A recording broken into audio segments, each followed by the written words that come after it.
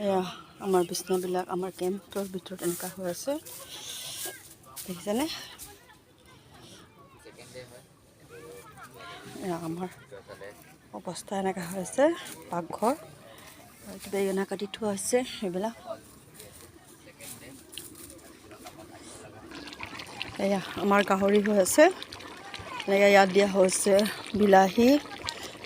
আৰু আদা নহৰু আলু এনেকৈ দি সিজাই দিছোঁ আজি আৰু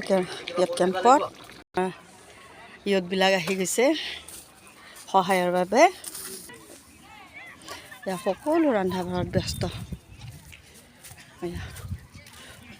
কোনোবা গা ধুই আছে